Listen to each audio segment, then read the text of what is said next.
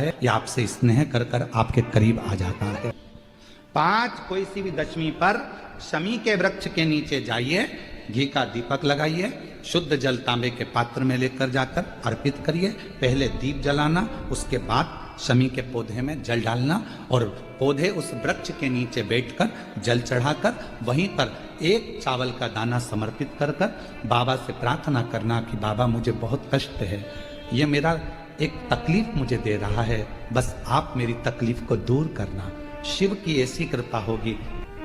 कोई सी भी 5 दशमी आप चुन लीजिए, परंतु वो दशमी अमावस्या के पहले वाली नहीं होना चाहिए, वो पूर्णिमा के पहले। बड़ा सा हाथ में लगाकर, भले 1 चम्मच ना हो, 1 कटोरी ना हो, आधी चम्मच भी ना हो तो 2, आधी चम्मच ना हो तो 2 बूंद ना हो तो 1। अगर मेरा भोलेनाथ तुम्हारी नहीं सुन रहा है तो 1 लोटा जल, 1 दुर्वा और 1 बेलपत्र, ये 3 चीजें लेकर जल जब चढ़ाओ तो पहले गणेश जी का स्थान, फिर तटी भाग, फिर शिवलिंग। समझ में आ गया?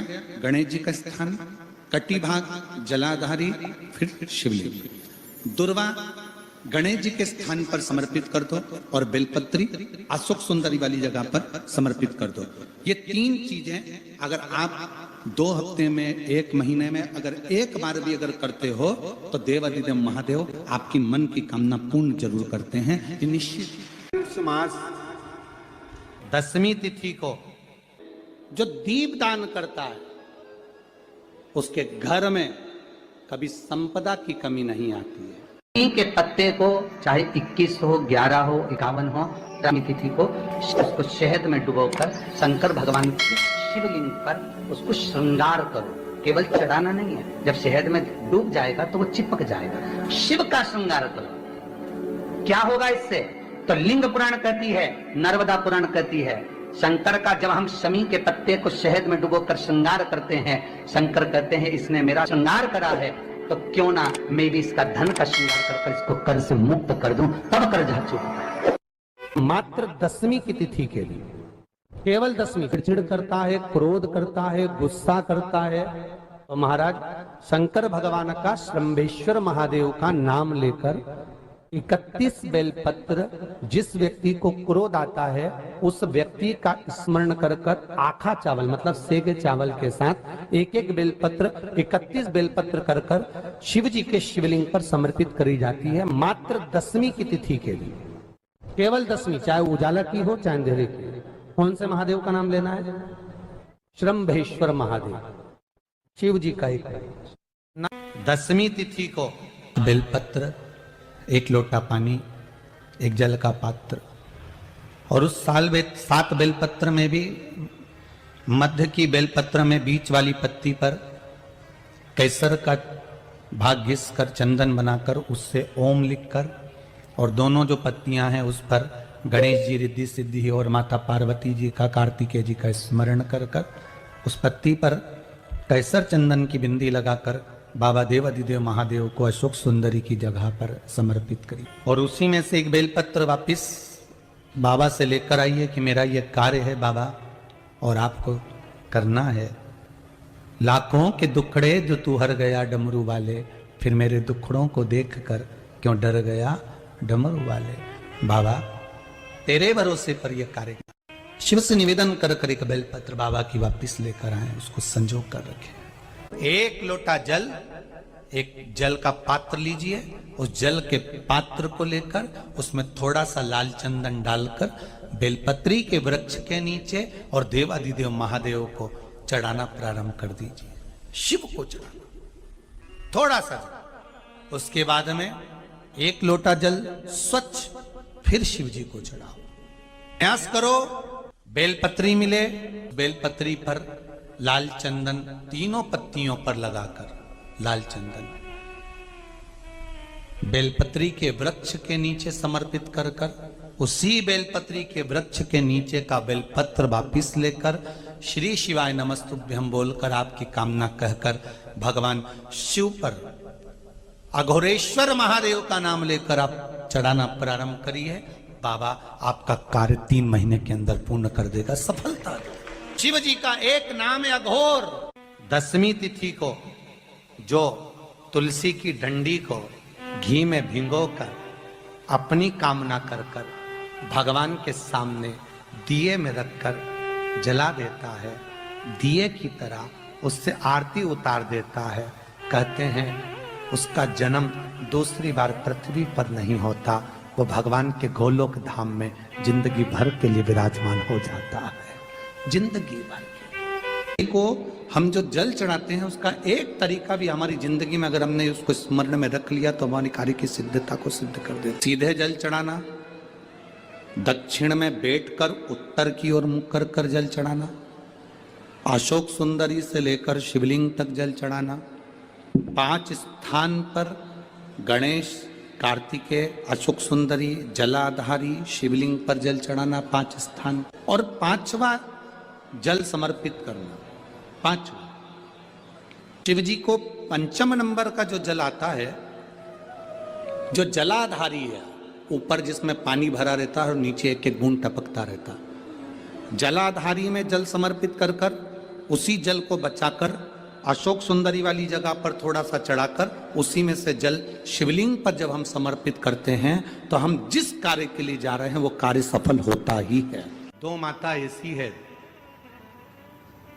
2 जगत जननी ऐसी है कि दुनिया का कोई भी व्यक्ति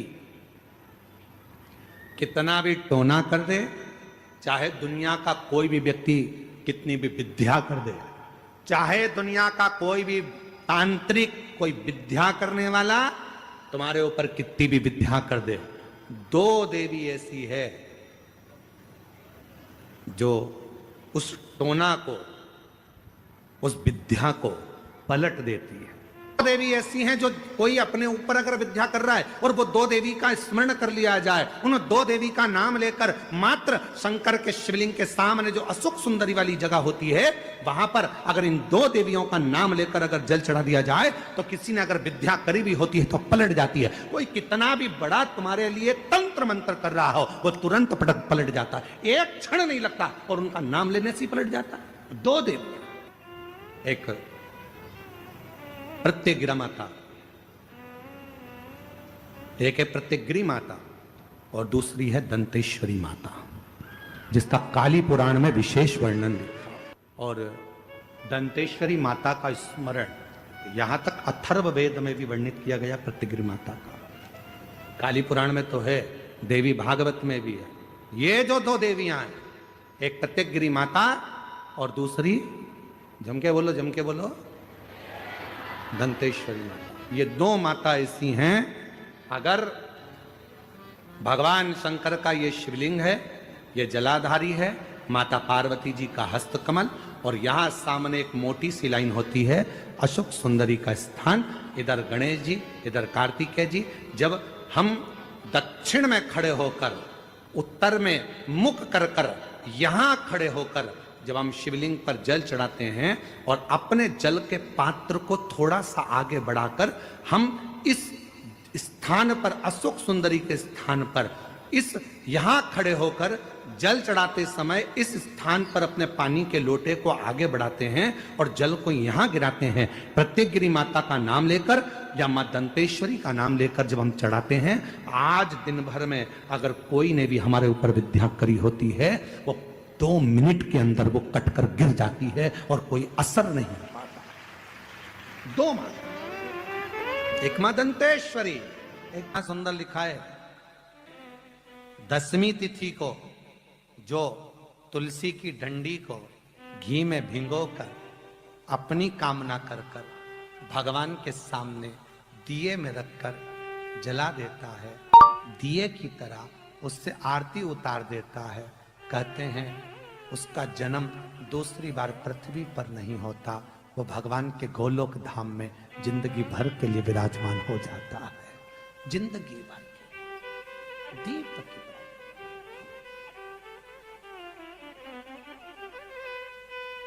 विष्णु पुराण किस किसने सुनी है? हाथ उठा। विष्णु पुराण का 5वां अंश 24 तरह के दिए होते हैं। कितने तरह के? 24 तरह के दीप होते हैं।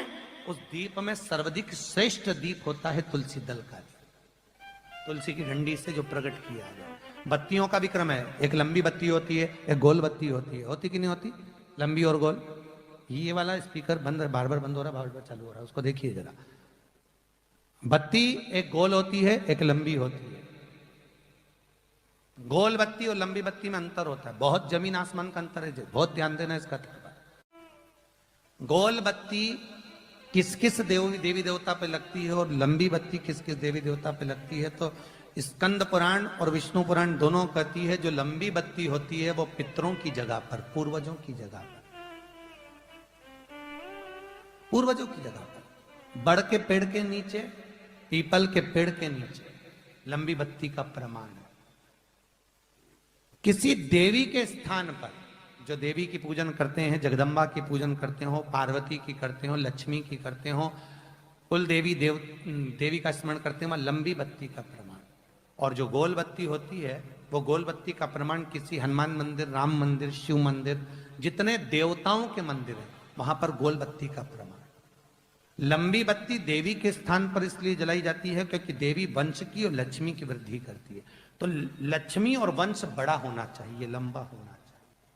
और देवता के सामने गोल बत्ती इसलिए लगाई जाती है कि हमारा मन, ये चित्त, ये वृत्ति आपके चरणों में टिकी रहे और एक दिन हम भी वैकुंठ का वास करें, इसलिए गोल बत्ती लगाई जाती है। एक सहस्त्र बत्ती होती है, करें दर्शन कभी? यहाँ पे माताएं बैठ बैठ के बनाती रहती है 100 बत्ती, 108 बत्ती, 108 बत्ती बनाकर भगवान के सामने। उसका क्या प्रमाण है? कौन से पुराण में लिखा है कि 108 और सहस्त्रावली बत्ती लगाई जाए? तो स्कंद पुराण में कार्तिक खंड के अंदर स्पष्ट किया गया, सहस्त्रावली बत्ती, 108 लंबी बत्तियों का जो प्रमाण है वो कहते हैं कि जिस व्यक्ति ने किसी तीर्थ को ना करा हो, पूरे तीर्थ नहीं गए हो, सारे तीर्थों का स्नान नहीं करा हो, किसी तीर्थ में दर्शन करने से वंचित रह गए हो, तो 108 बत्ती की एक बत्ती बनाकर किसी नारायण के मंदिर में, शिव मंदिर में, देवी के मंदिर नहीं, केवल देवता के मंदिर में अगर उसको घी में भिगोकर प्रज्वलित कर दिया जाता है तो सारे तीर्थों के दर्शन का फल उस जीव को प्राप्त हो जाता है। उसको सहस्त्रावली बत्ती, 108 सहस्त्रता। जो शिव का स्मरण करेगा, जो लक्ष्मी का पूजन करेगा, उसके घर में नारायण लक्ष्मी दोनों प्रवेश करेंगे, उनका उद्धार करें। आपके जीवन में यदि आपको ऐसा लगता है कि हमारे बहुत तप करने पर, भजन करने पर, व्रत करने पर, साधना करने पर, उपास करने पर भी हमें कहीं ना कहीं तकलीफ का सामना करना पड़ रहा है, तो निवेदन है एक चावल का दाना शिव को चढ़ाने का, या एक पुष्प की पंखड़ी, और बन सके आपकी जिंदगी में अगर आप बना सकते हो और कर सकते हो, तो मालूम पड़े अगर एक चावल का दाना नहीं चढ़ा सकते, जल नहीं चढ़ा सकते, तो एक शमी का पत्र भी अगर आप शिव को समर्पित कर रहे हो तो शिव उसको स्वीकार करो। प्रयास करा। कोई एकांत में शिवलिंग हो, अपने घर से 2 लोटा जल भरकर ले गए। जब घर से लोटा भरकर जल लेकर जाओ तो घड़े पर घड़ा रखो, अर्थात जैसे एक घड़ा है उस घड़े पर दूसरा, मतलब एक लोटे पर दूसरा लोटा भरकर लेकर जाना। 5 दुर्वा, 5 बेलपत्र, 5 चावल के दाने, 5 कनेर के पुष्प, जो एकांत में शिवलिंग होता है वहां लेकर जाना चाहिए। पहले बाबा को, जो तुमने 2 कलश जल लिया है, उस 2 कलश को, 2 लोटे को एक के ऊपर एक रखकर, अपना हाथ रखकर बाबा को अपने मन की कामना कर कर कि बाबा मेरे ये गर्भाशय में, मेरी बच्चादानी में या मेरे शरीर में गांठ पड़ गई है, बाबा इसको समाप्त कर दो। विनय कर कर, निवेदन कर कर कुंदकेश्वर महादेव का नाम लेकर एकांतेश्वर महादेव पर दोनों जल की धार एक साथ चढ़ा, और बाद में जो दुर्वा लेकर गए हो 5 वो शिव जी को समर्पित करें, बेलपत्र भगवान शंकर को समर्पित करें, कनेर के पुष्प शिव जी को समर्पित करें। मन की कामना कर कर कनेर के पुष्प को शिवलिंग के से उठाकर मां जगतजननी जगदम्बा अंबा का जो स्थान है, ये शिवलिंग शंकर जी का स्थान है। ये जो गोल जलाधारी होती है, ये मां पार्वती जी का स्थान है। जो कनेर का पुष्प शिव जी के ऊपर चढ़ाया है, उसको उठाकर पांचों पुष्प को जगतजननी जगदम्बा के चारों तरफ रख दीजिए। दुर्वा को उतारकर अशोक सुंदरी वाली जगह पर रख दीजिए और बेलपत्र को अपनी हथेली में रखकर शिव जी से प्रार्थना करो कि मेरे गर्भाशय में या मेरे शरीर में यहाँ गांठ है, बाबा इसे गला लो। विनती कर कर दुर्वा को उठा लो, चावल के दाने वहीं चढ़ा के रख दो शिवलिंग के ऊपर और दुर्वा बेलपत्र लेकर घर आ जाओ। 5 दिन तक सुबह एक दुर्वा, शाम के समय बेलपत्र प्रदोष काल में चबा चबा कर खाना प्रारंभ करो। 5 दिन के बाद 15 दिन इंतजार कर कर वापिस जांच कराओ, धीरे धीरे गठान गलना प्रारंभ हो जाए। गांठ गलेगी, डॉक्टर का इलाज साथ में चलने दो, जांचें चलने दो, जो इलाज चल रहा है उसको चलने दो। पर अगर कहीं किसी नारी को गर्भाशय में, बच्चादानी में अगर कोई खराबी हो जाती है या गर्भाशय में हो जाती है या कहीं गांठ पड़ जाती है, तो वो शिव की आराधना करे। साधना आपके जीवन में ऐसा लगने लगे कि हाँ बहुत कष्ट है, कर्जा भी बढ़ गया, तकलीफें भी बढ़ गई, बहुत दुख भी बढ़ रहा है, कहीं परिवार सही नहीं चल रहा है, तो प्रयास करते रहा करो। हफ्ते में एक बार एक चावल का दाना जल के पात्र में डाल लिया, एक काली मिर्च जल के पात्र में डाल ली और उस जल को ले गए, थोड़ा सा चंदन का छींटा डाल दिया, ले जाकर शिव जी को समर्पित कर दिया। शंकर को जल चढ़ाने के लिए 5 स्थान हैं जहां शिव को जल चढ़ाया जाता है और शंकर उस जल को स्वीकार करते हैं, जिसको पंचगंगा कहा गया। 5 स्थान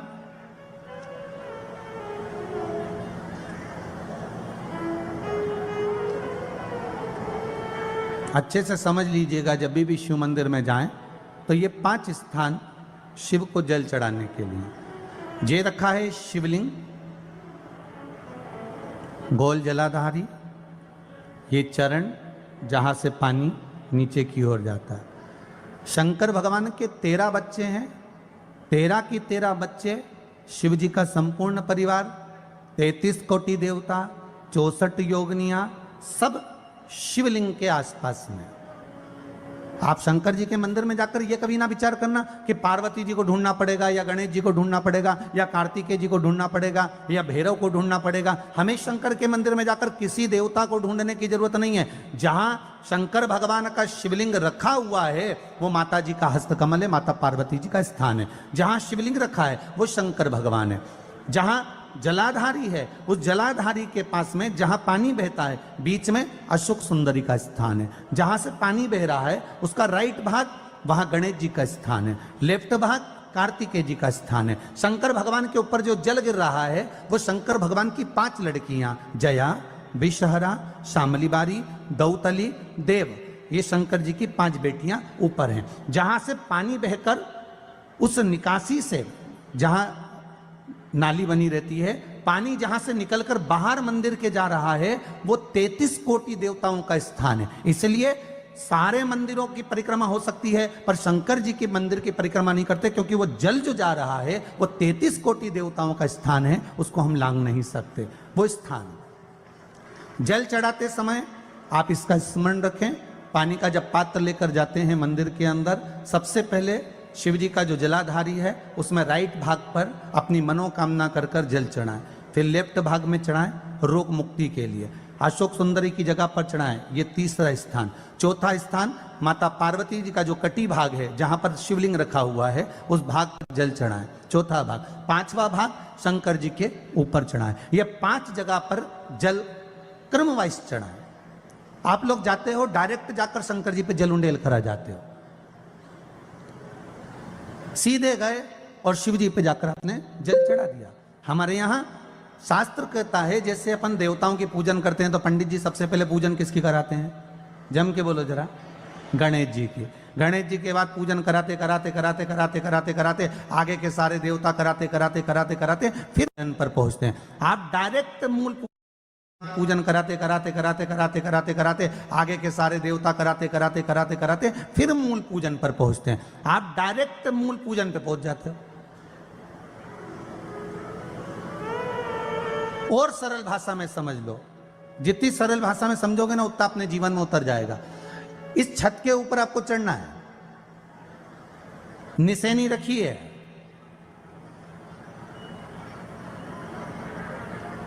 पाए लगे हुए हैं, आप कैसे चढ़ोगे? एक एक पाए पर पांव रखकर चढ़ोगे कि डायरेक्ट पहला पे रखोगे आखिरी पर? जम के बोलिए जरा। एक एक पाए पर पांव रखोगे ना कि धीरे धीरे हमको चढ़ना है। उसी तरह शिव मंदिर में पहुंचने के बाद पहला गणेश स्थान, कार्तिकेय स्थान, अशोक सुंदरी का स्थान। अशोक सुंदरी के स्थान पर जल क्यों चढ़ाया जाता है? क्योंकि भगवान शंकर की सबसे छोटी लड़की जो है वो अशोक सुंदरी है। और ये जो छोटी लड़की है अशोक सुंदरी, ये नारी को अखंड सौभाग्यता का वर प्रदान करती है। कौन सी नारी को? किस नारी को अखंड सौभाग्यता देती है? तो महाराज शास्त्र कहता है जिस नारी के भाग्य में लिखा होता है कि इसको वैधव्य होना है, इसके पति को समाप्त होना है, अगर वो नारी अशोक सुंदरी वाली जगह पर जल चढ़ा देती है तो पति पर अगर काल भी मंडरा रहा होता है तो मां अशोक सुंदरी महाकाल से कहकर काल को टाल देती है। वो अशोक सुंदरी का स्थान, वो माता अशोक सुंदरी का स्थान।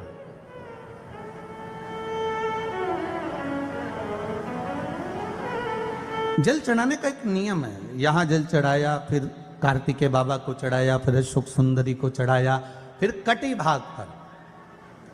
ये कटी भाग बड़ा विशेष भाग है महाराज, बहुत बहुत ध्यान दीजिएगा। जिस पति और पत्नी में विवाद होकर अदालत तक बात पहुंच गई हो और तलाक तक की नौबत आ रही हो, महाराज उनको जोड़ने के लिए ये कटी भाग मूल होता है। कौन सा कटी भाग? जहां पर शिवलिंग रखा है, जहां शिवलिंग रखा है ये कटी भाग मूल होता है। कहते हैं 5 सोमवार लिंग पुराण वर्णन कर रही है।